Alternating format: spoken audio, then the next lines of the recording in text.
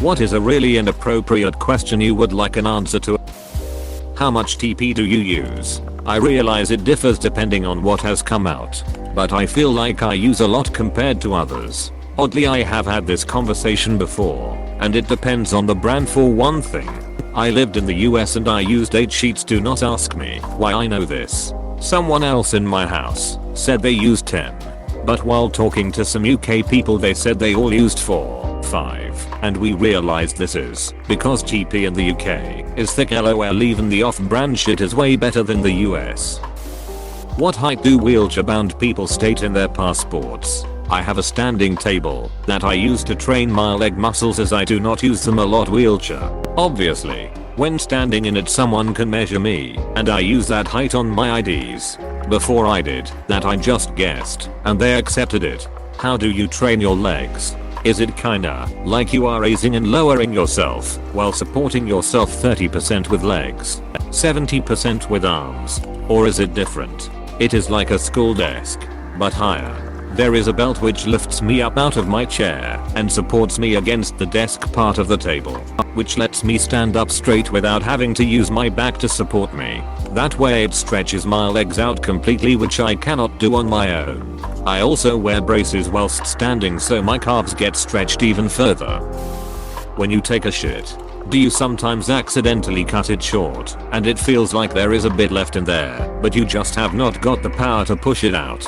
The reason that happens is to do with the shape of your anatomy. Your anus is in a fixed place. Your rectum is fairly strongly held in place. The rest of it is just kinda shoved in there any which way and is shaped by your poop that is inside it, which creates angles within your intestine which, depending on the consistency of your poop, can result in bits getting stuck and gas getting trapped also. This is also why, when it is watery and not well held together, you know about it before toilet time. What is supposed to happen is, your poop has a consistency that moves through with relative ease. Then when it's had the nutrition removed from it, it goes to make its exit, sitting in the descending colon and the sigmoid colon right at the end. Look up a diagram of the intestines for this. Next bit does not create the urge to poop, but when it moves into the rectum it does, because of stretch receptors.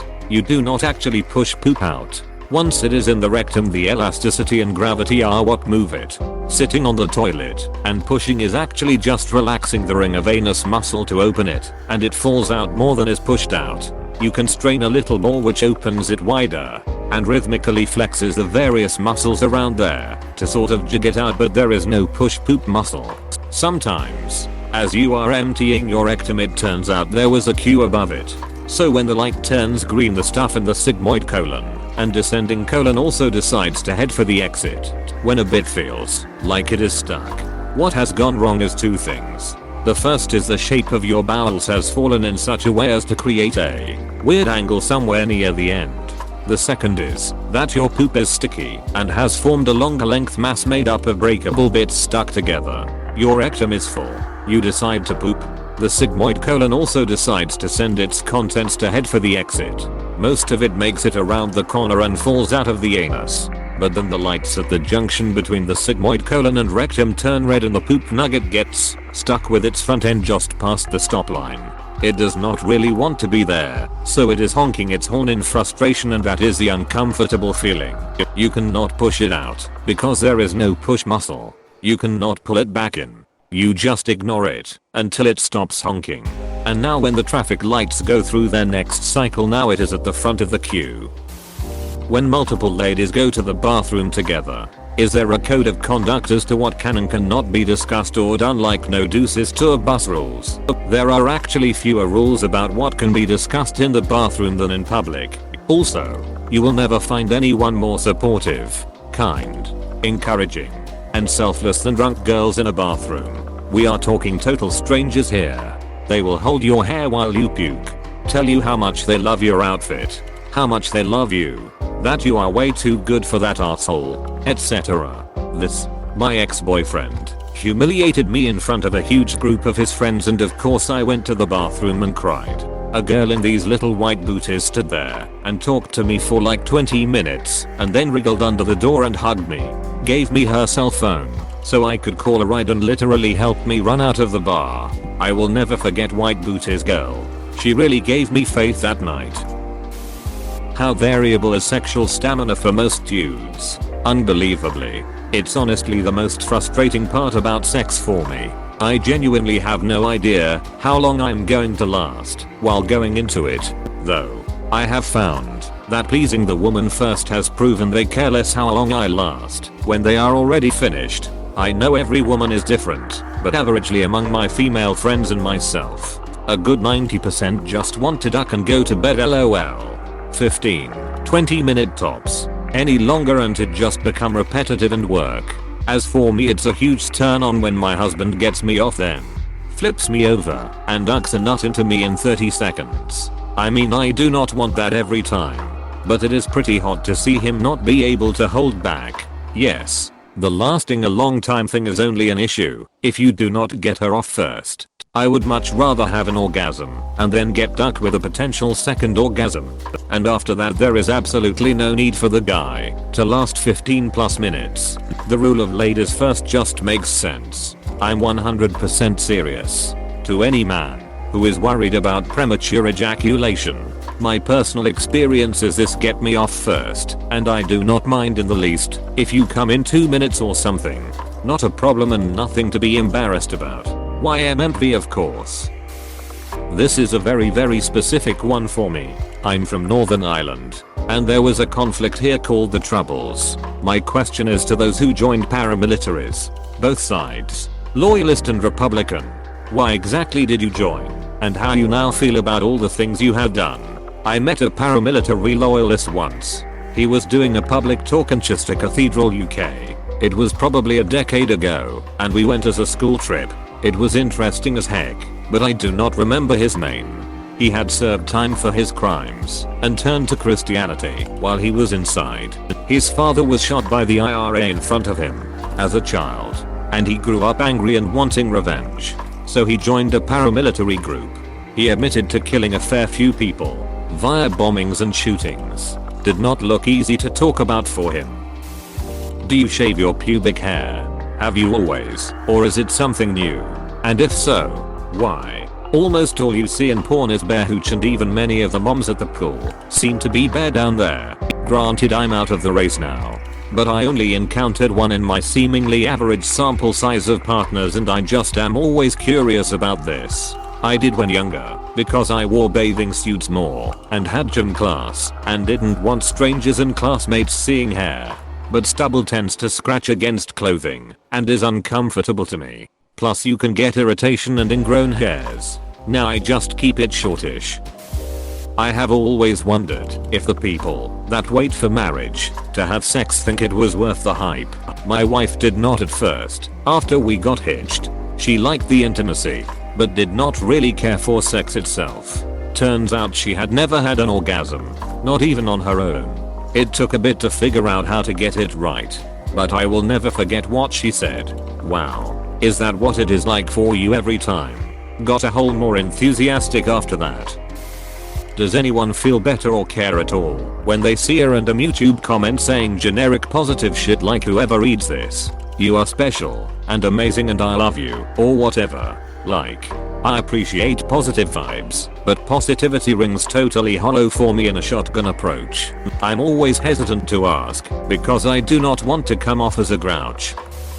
I'm not a native English speaker, so that might help you understand why I ask such a stupid thing. What the heck do you say when you are using the bathroom and someone knocks on the door? Come back with a warrant. If depicting the Prophet Muhammad is offensive to Islam and Muslims, why is it okay to name a person Muhammad? I'm not trying to get into a religious debate, I'm genuinely curious. Not Muslim, but aware of one explanation. The Abrahamic religions all refer to the second commandment given to Moses. Do not make images of God to bow down to or worship. This has been interpreted differently by different cultures. Judaism never made an image of God, but has carved and embroidered figures of virtually everything else. The temple decor was full of fruits and birds and such. Christianity does not pray around idols, images of God, but is not averse to depicting him in art. Interestingly, Catholicism used artwork to depict its stories in paint and stained glass, and portrays Jesus and Mary in statues before which people bow or cross themselves.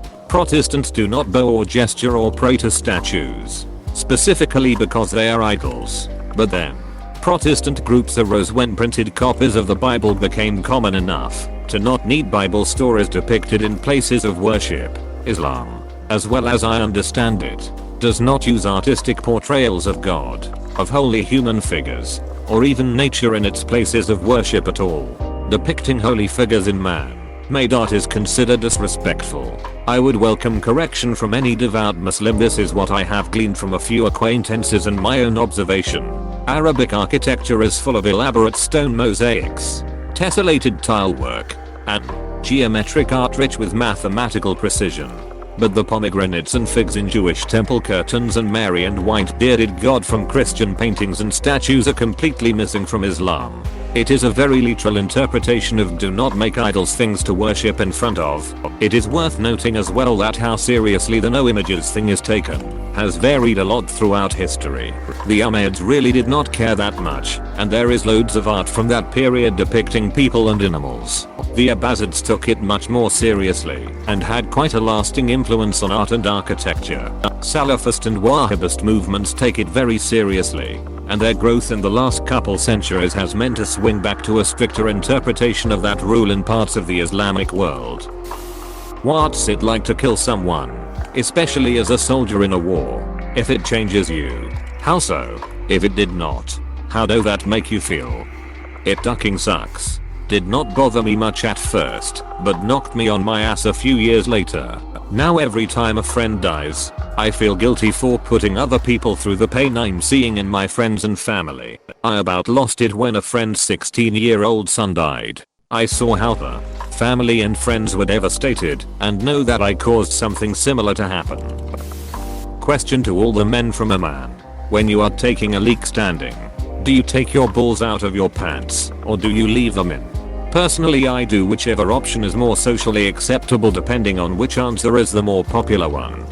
Both. But it depends on my underwear. If it's tight and constricting, I take everything out so everything can flow freely. If it's loose, then nah. Okay, so, while I will freely admit I have not given much thought to the dynamics of my urination, because who the heck does? What I meant was that if the boxer I'm wearing is form-fitting or otherwise tight, I bring all of the equipment out by simply pulling down the front of my boxer. If it's loose, I don't bother bringing out all of it, just the needed parts. And yes, like someone said further down, it's because of the elastic in the boxer pushing into my urethra through my testicles or base of my otherwise very penile penis. And also yes, I'm very much aware that my pee is not stored in mine or anyone else's testicles.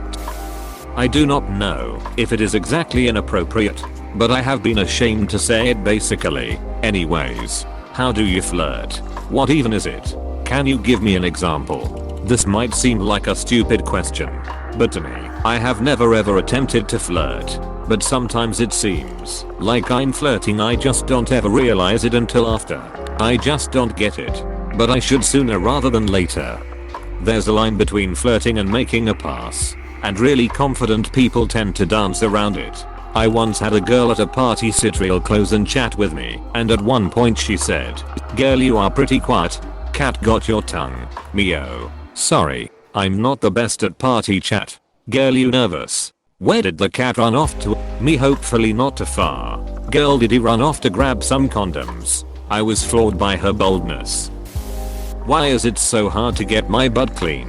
My diet has varied widely, but never seems to make things easy down there. Diet: the closer your butt cheeks are together, when you push one out, the more mess there is to clean up. This is why animals like dogs do not usually need to worry about leftovers to clean up when they crap. Their posture naturally keeps their cheeks spread apart. Modern toilets where you sit like it is a chair spread our cheeks apart more than when we are standing, but not as much as if you were squatting over a hole to drop one. Squat toilets, the odd toilet, like the ones commonly associated with less developed countries, are excellent at minimizing the cleanup required after you crap, because the squat posture pulls your cheeks apart further, while also making the angle of your colon that your crap is going out of more like a shape and less of the shape that is there when you sit on a toilet to crap. Pushing poop through the shape means you need to work your butthole muscles more, clenching and unclenching to squeeze your crap past the bend. This action causes your butthole to get dirtier than if it was working less hard to pass your poop. If you have a modern Western toilet, elevating your feet on a little stool in front of you while you sit, so that your knees are at or above your belly button, or using one stool under each foot. If you are not flexible enough to put both feet on just one stool, creates the squatting position. This helps spread your cheeks much further apart and creates more of the colon shape for your crap to slide out of. Mine are more odd than inappropriate, but something I have been afraid to ask for years. These are all due to a medical issue from childhood, so I have never known any better. 1. What is it like to smell? Like I can pick up densities of different items like sulfur versus burning rubber, but it is a wide margin I can guess what something is. 2. How does depth perception affect you? I cannot see well out of my left eye, so I cannot watch 3D movies and the like. No glasses do not help. It is brain damage.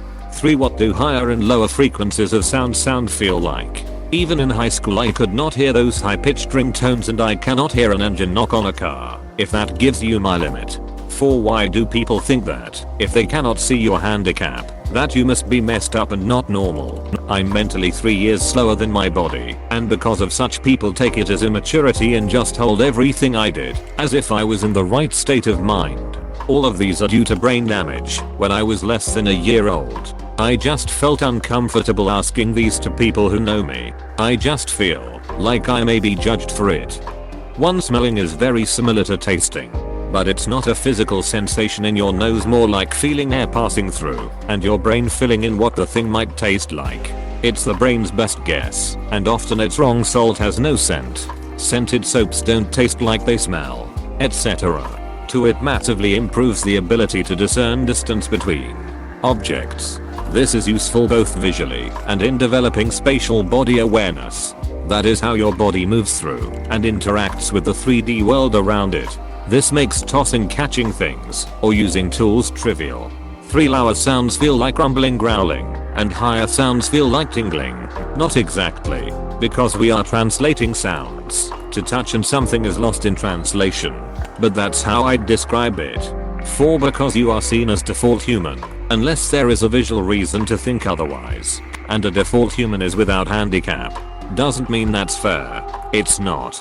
But we simply interact with too many people in any given day to devote mental resources to carefully considering what they might be beyond default. And to be clear, you are being not normal does not mean you don't deserve every bit of kindness, love, and respect as anyone else.